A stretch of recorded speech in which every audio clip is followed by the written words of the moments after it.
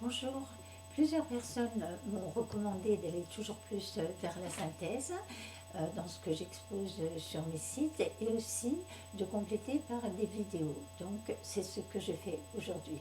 Il y a certains sujets que j'approfondirai aussi parce qu'ils nécessitent de l'être, mais aujourd'hui je vais survoler un petit peu surtout une partie de ce harcèlement qui est la partie du harcèlement technologique en essayant de l'expliquer et de le simplifier le plus possible. Alors, le harcèlement global fait partie des tortures blanches, c'est-à-dire des tortures sans trace.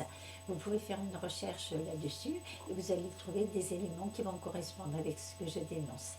Alors, tout d'abord, il y a la torture psychologique.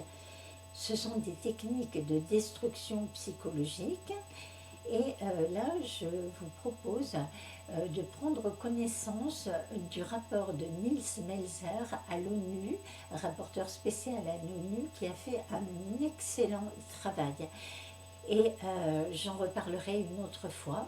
Mais il parle aussi brièvement des technologies que je dénonce en disant qu'il y aurait beaucoup à dire à ce sujet.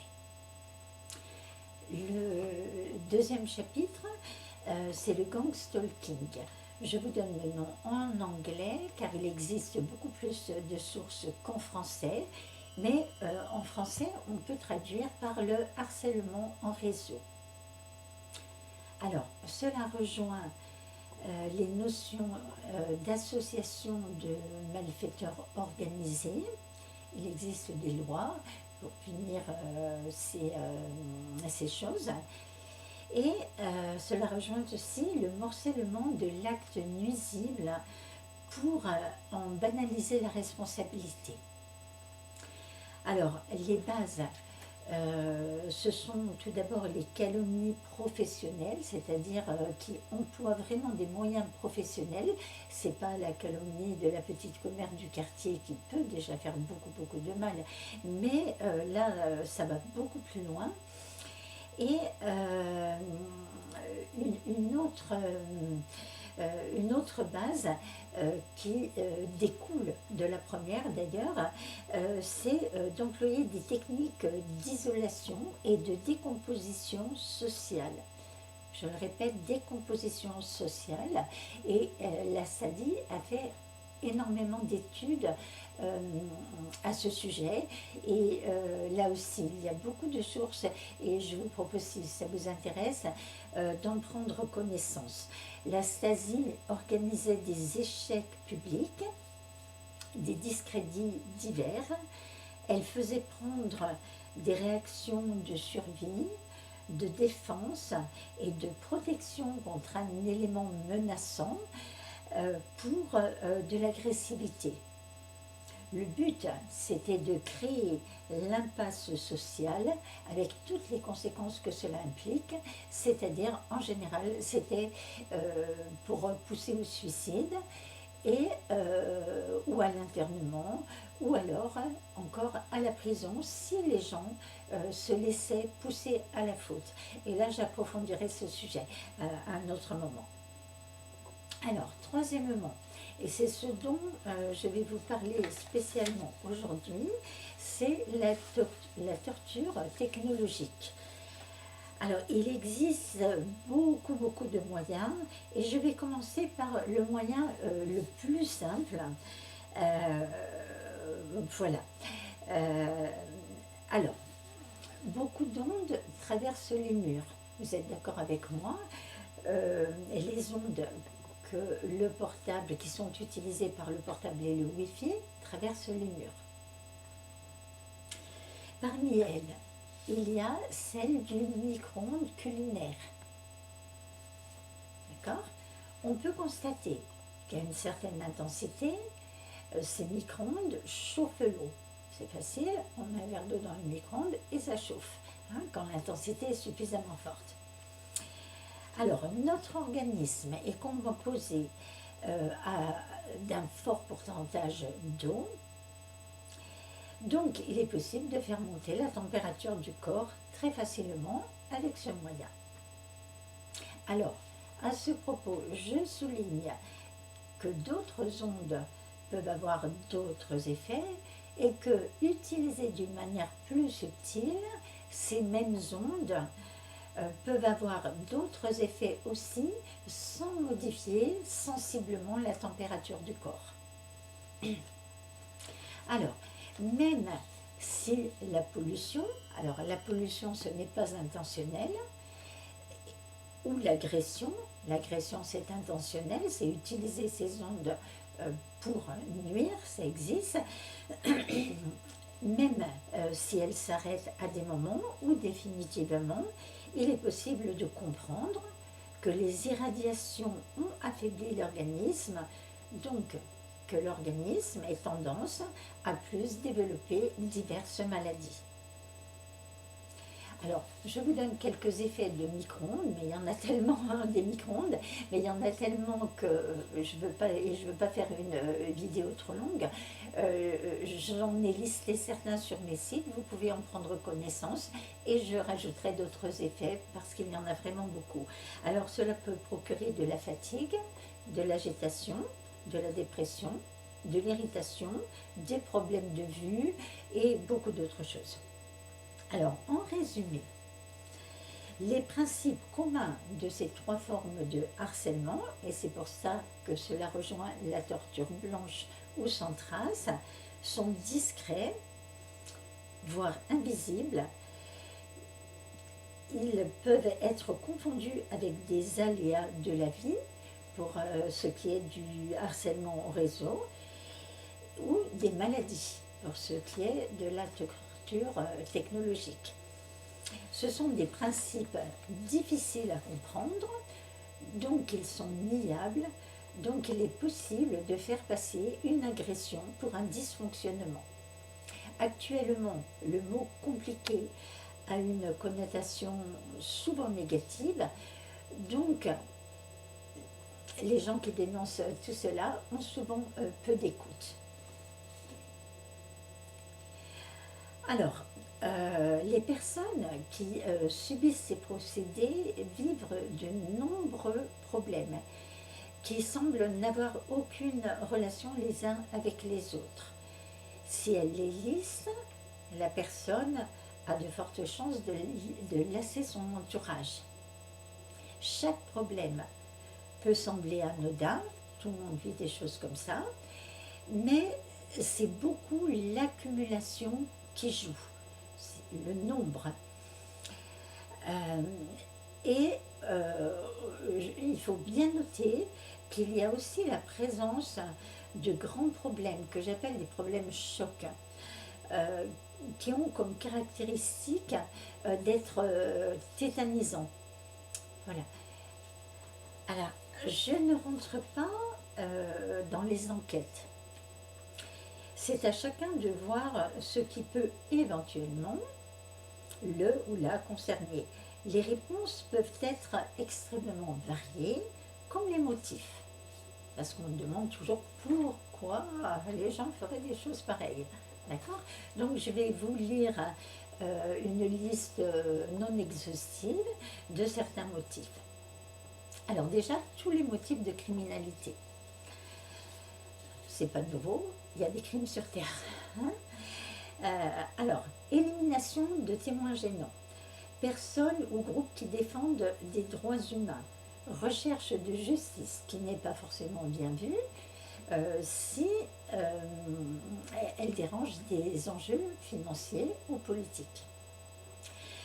Déception sentimentale. Certaines personnes, lorsque elles sont déçues sentimentalement, peuvent avoir recours à ces moyens.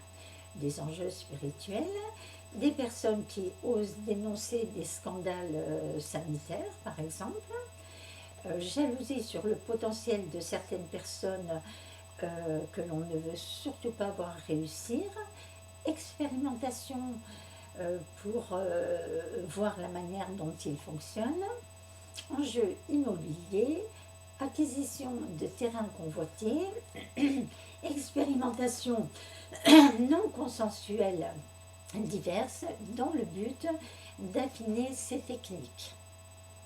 Les victimes peuvent être des personnes dont le cerveau est dans la moyenne ou ayant des modes de fonctionnement particuliers. Car répertorier le mode de fonctionnement de tous les types de cerveau est nécessaire pour fabriquer certaines armes. Alors là, ce n'est pas une théorie du complot. Un militaire américain en parle tout à fait ouvertement, James Giordano, et je vous parlerai de ce qu'il expose. C'est mieux si les victimes n'ont pas trop de moyens financiers pour prouver leur situation, et si elles en ont, eh bien, il y a des moyens pour ruiner les gens, sur lesquels je reviendrai. Alors, il y a aussi des rapports de domination qui sont presque des fois plus violents que les rapports financiers. Il peut y avoir aussi une personne qui a contracté une maladie grave sur le lieu de son travail. Il peut y avoir une personne qui se trouve en légitimité de réclamer une somme d'argent importante à une compagnie d'assurance ou autre via la justice. Certaines assurances, vous le comprenez bien, peuvent favoriser ces situations. Il y a aussi des personnes qui vont développer une réflexion personnelle. Ce n'est pas forcément toujours très bien vu, si les gens ne sont pas manipulables. Et les budgets de torture sont très très importants. Il suffit d'aller voir sur le site d'Amnesty International pour voir ce qui se fait. Donc tout ce que j'évoque n'est pas complètement hors de la réalité. Beaucoup de preuves sont dans la réalité. Il y a souvent une stratégie de discrédit pour de multiples raisons. Et souvent, il y a un mix à proportions variées de toutes les raisons que j'ai évoquées. Alors, les enquêtes dans ces situations sont extrêmement difficiles, mais pas impossibles. Le fait de mesurer la difficulté ne veut pas dire renoncer à la vaincre. Ça, c'est important de le savoir. Pourquoi elles sont difficiles? Parce qu'il est possible d'agir au travers des murs. Donc, on ne voit pas les personnes qui agissent. C'est possible d'agir de près, à moyenne et à grande distance, avec des systèmes de relais qui nous sont familiers pour le portable, le Wi-Fi.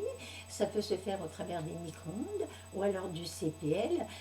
Tout le monde sait que certaines personnes peuvent fermer leur volet à distance ou alors prévoir faire partir le chauffage à distance à telle heure. Pour ne pas gaspiller de chauffage dans la journée et puis avoir chaud en arrivant. Tout ça, c'est positif, mais c'est possible d'actionner des dispositifs plus ou moins intégrés, nocifs à distance aussi. Cibler une personne parmi plusieurs, c'est un petit peu comme appeler un portable spécifique. Cela peut se faire au travers d'une puce, il n'y a qu'un seul portable qui sonne. Donc, si la personne, comme on va pouvoir le voir par la suite, avec des expériences qui datent de très très longtemps à une puce, eh ben, c'est possible de la reconnaître par ce biais, mais aussi c'est possible de la reconnaître par l'activité électrique spécifique que chaque être humain a au niveau de son cerveau. De la même manière qu'il y a des empreintes digitales qui sont spécifiques, et l'activité électrique d'un cerveau peut être plus ou moins modifiable évidemment, mais on la reconnaît quand même fondamentalement. Alors, les enquêtes sont difficiles aussi parce qu'il y a toute une partie de ces techniques qui consiste à copier la forme en changeant le fond et les intentions pour créer des messages implicites et embrouillés. En bref, à jouer sur les apparences de toutes les manières possibles et imaginables avec une sombre expertise. Voilà. Alors, la création de fausses corrélations fait partie des piliers de ces techniques. Elles sont très faciles à mettre en place et elles exigent beaucoup de précision et d'énergie si on veut discerner les vraies corrélations des fausses. Dans ce contexte de discrédit, le discrédit qui va entourer les gens qui subissent ces techniques de harcèlement, la moindre erreur peut être montée en épingle et on peut trouver au travers de ça la raison pour laquelle ils se trompent pour tout ce qu'ils disent, ce qui est évidemment faux. Une erreur ne veut pas dire que la personne se trompe hein, sur l'ensemble de ce qu'elle présente. Alors, les messages implicites qui sont toujours plus puissants que ceux qui sont explicites. Pourquoi ?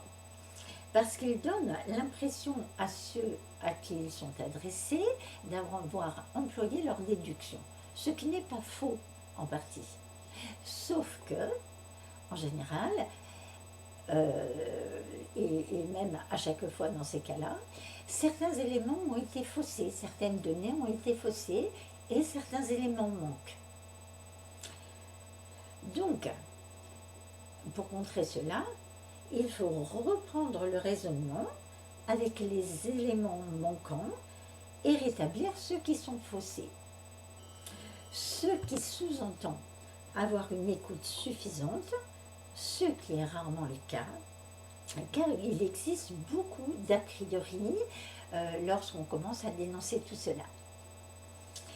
Il est nécessaire aussi d'avoir du matériel de relève qui peut s'avérer cher, parce qu'il faut qu'il soit varié aussi. Je vais vous donner un exemple. Pour créer des migraines, des angoisses et des troubles de la vision, par exemple. C'est possible d'utiliser les micro-ondes, mais c'est possible aussi d'utiliser les infrasons avec des dispositifs intégrés déclenchables à distance ou des ultrasons. D'accord ? Si une personne commence à prouver sa situation lorsqu'un expert passe, et que, alors effectivement, oui, à ce moment-là, la personne vérifie, il y a effectivement une intensité de micro-ondes suffisamment importante pour que cela cause ces troubles-là. Il est possible de prendre le relais avec un autre dispositif. Du coup, si la personne n'a pas le dispositif de relève nécessaire pour mettre en évidence qu'elle subit une autre technologie, on va lui dire, ben, tu vois, maintenant il n'y a plus de micro-ondes, tu as toujours mal à la tête, trouble de la vision, etc. Donc c'est dans ta tête ou ça provient d'ailleurs. Alors vous allez me dire, c'est rusé et pervers. Oui, mais le harcèlement, de toute manière, c'est rusé et pervers. Celui-ci est spécialement rusé et pervers. Je suis bien d'accord avec vous. Alors, certaines personnes ont beaucoup de matériel très fonctionnel, mais comme je l'ai évoqué, en plus, pour prouver leur situation, ils doivent faire venir un expert, ce qui peut s'avérer être quand même assez cher. Si en plus, à ce moment-là, l'expert arrive et qu'il n'y a rien, voilà, ça réduit à zéro les chances de prouver la situation. Et il faut que l'expert accepte de rentrer dans ce combat, ce qui n'est pas couru d'avance, parce qu'il est plutôt mal vu de dénoncer tout cela. En France, contrairement à d'autres pays, il y a des lois qui pourraient être appliquées pour ces situations de manière générale, mais il n'y en a aucune qui pourrait être appliquée de manière spécifique. Je m'explique. Dans certains pays, il y a des lois contre le harcèlement électronique. D'accord ? Donc, les gens qui peuvent prouver leur situation ont quand même des choses qui sont facilitées. En France, il n'y a pas de cela. Euh, alors, lorsque les gens ont affaire à du gangstalking, le morcellement de l'acte nuisible peut permettre de remplacer une personne par une autre, un harceleur par un autre, ou une harceleuse par une autre, et du coup, il y a toute l'enquête à recommencer. Voilà. Mais, certains procès ont été magistralement gagnés. Cependant, cela a demandé beaucoup d'énergie. Il faut s'y préparer et ce n'est pas l'objet de cette vidéo. La première des choses étant, à mon avis, de comprendre les principes de base, car cela peut arriver à tout le monde. Alors, je reviens à la liste que je vous ai citée et je vais prendre un exemple tout simple. Si un jour vous êtes témoin d'un crime, vous ne l'aurez pas cherché, vous risquez on risque d'avoir envie de vous discréditer. Ça, c'est logique. Hein. Alors, si aujourd'hui, il vous est déjà difficile de concevoir toutes ces choses, je vous propose de faire un break. Je ne vous jugerai pas, je l'ai fait. Je me disais, c'est trop méchant, c'est trop lâche, ça ne peut pas exister. Et je pense aussi, personnellement, en examinant ma conscience, que j'avais peur du fait que la connaissance que je pourrais acquérir au travers des recherches que ma conscience m'obligerait à mener, m'engage sur un chemin difficile. Je n'avais pas forcément tort. Mais en contrepartie, j'ai pu comprendre beaucoup de choses qui étaient restées pour moi inexplicables jusqu'à cette date. Alors pendant ces mois, j'ai listé plusieurs évidences. Je dis bien évidences. Premièrement, en regardant l'histoire et l'actualité, on peut constater que l'être humain n'est pas toujours très gentil avec son prochain. Donc, la naïveté imposée est souvent déplacée et même dangereuse. Et je rajoute à ce propos, pour ceux qui sont chrétiens, qu'il y a des textes qui le prouvent. Mais je ferai une autre vidéo pour cela. Deuxièmement, que la plupart des malfaiteurs, pas tous, parce que certains, lorsqu'ils ont fait quelque chose de mal, se précipitent au commissariat, mais la plupart préfèrent ne pas terminer en prison et qu'ils ont donc tendance à employer des moyens le plus dissimulés possible. Et là, on arrive à des degrés de dissimulation extrêmes. Donc cela correspond à ce schéma. Troisièmement, je me suis souvenu de récits que j'avais lus quand j'étais jeune, où des enjeux stratégiques avaient été résolus avec énormément de ruse. Et là, on est en plein dans la ruse. Quatrièmement, la plupart des découvertes ont été utilisées, certes, dans des buts positifs, mais aussi dans des buts de destruction. Même si la plupart du temps, le motif de défense, le plus souvent secret défense, est fréquemment invoqué. La limite entre la défense et l'attaque peut s'avérer difficile à définir. Celle entre la guerre juste et la guerre injuste est beaucoup plus compliquée à déterminer de ce qu'il peut paraître en général. Cinquièmement, ce sont des domaines où le besoin d'éthique est crucial, mais où cette éthique est particulièrement difficile à appliquer.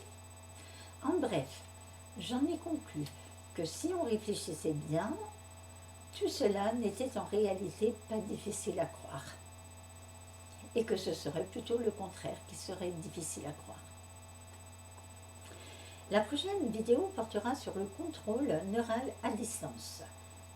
En français, RNM en anglais, je vais essayer de prononcer mais comme je ne suis pas sûre de mon accent, je vous le mettrai par écrit, Remote Neural Monitoring. C'est un sujet qui est très ancien, mais peu connu, et qui nécessite, à mon avis, encore plus d'éthique pour définir les pourcentages de responsabilité de manière juste lorsque une exaction est commise. Elon Musk n'est pas du tout un précurseur dans ce domaine. Il fait connaître et perfectionne des découvertes qui datent de au moins un siècle. La question qui est souvent posée est: pourquoi ces choses ne sont-elles pas plus connues et utilisées? Alors j'ai plusieurs réponses. La première, c'est la classification. Donc, motif de sécurité, défense, motif de sécurité d'État, ok, pourquoi pas. Mais le potentiel de dérive, je pense que vous êtes d'accord, doit être examiné et pris en compte de manière concrète. Deuxième raison, compartimentation. Alors c'est une technique militaire qui vise à cloisonner les recherches. Robert Duncan, un ingénieur qui a travaillé un ingénieur américain qui a travaillé dans ces milieux, disait que lui ne savait absolument pas ce que ses collègues faisaient dans les bureaux d'à côté. Alors il y a toujours une bonne intention, bien entendu, c'est éviter les fuites. Et si par hasard quelqu'un est enlevé et sous la torture va révéler certaines choses, eh ben, ça ne compromet pas l'ensemble de la défense. Pourquoi pas, hein? Mais là aussi, le potentiel de dérive est à prendre en compte. Parce que si les buts et les moyens dans leur ensemble sont peu connus, les ouvertures à des choses extrêmement négatives peuvent être très importantes. Dans le civil, je pense que c'est beaucoup plus connu que ce qu'on ne pense. Mais ceux qui utilisent ces moyens, comme en général ce sont des gens qui n'ont pas envie d'avoir d'ennui judiciaire, ils ne vont pas le clamer sur les toits. Ça paraît logique. D'autre part, une autre raison de cacher tout cela, c'est que la sensation et l'effet de pouvoir est décuplé par la mystification. Ça, c'est pas nouveau. D'où l'avantage de garder évidemment le secret. L'incompréhension engendrée par l'invisibilité de l'agression engendre soit une confusion exploitable à des fins de manipulation, vous êtes d'accord, soit la psychiatrisation, soit les deux. En tous les cas, cela engendre le discrédit. Le principe de garder secret certaines technologies, et aussi que si l'autre connaît les méthodes que l'on emploie, je dis l'on, mais moi j'ai jamais employé ces choses-là, et qu'il peut les utiliser. Et on peut se retrouver à égalité. En général, ce n'est pas ce qui est recherché. Il y a aussi ceux qui connaissent très bien tout cela, qui comprennent très bien, mais qui ont peur que s'ils en parlent, cela soit utilisé contre eux. Alors, on entend souvent par rapport au secret que l'être humain a tendance à ne pas pouvoir tenir un secret. Oui, dans certaines circonstances, je suis d'accord, surtout lorsqu'il peut amuser des voyeuristes, mais lorsqu'un système mafieux ou autre, basé sur des représailles et des récompenses, est en place, les choses s'inversent.